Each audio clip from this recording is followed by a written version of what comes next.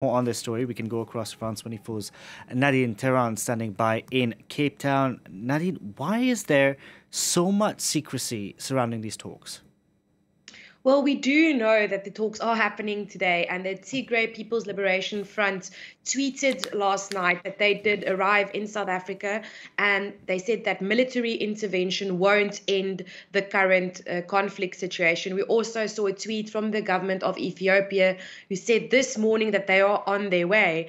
But besides that, and a little bit of information from the AU about from the Ethiopian government saying that the peace talks will take place. We don't know where, we don't know when, we don't know how many days has been set aside for this big talks, because there's a lot of the stakes are high. This is the first time the two parties have come to the table to enter formal negotiations, and it's led by the African Union and a representative from the Horn of Africa, former president of Nigeria, as well as the former president of Kenya and a South African deputy minister. They will all be involved today, but us as the media have not been informed about anything, and we're hoping that the outcomes of the negotiations will be shared with the public, and that's what everyone is waiting for. Nadine, considering this conflict has dragged on for 2 years now, why are these talks taking place now?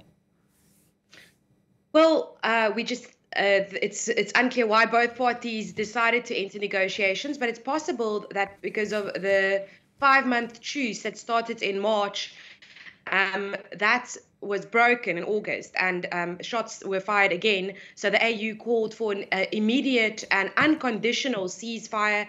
AU tried to organize a meeting, but neither of the parties came to the table.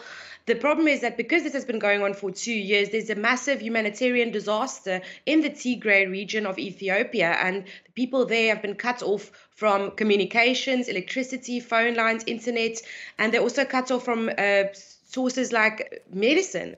So the EU, the AU has called on an urgent end to the conflict so that the people in that area of Tigray can be helped. And there's a lot of hope on this meeting. Even the Prime Minister of Ethiopia has said that he hopes to end this conflict as well.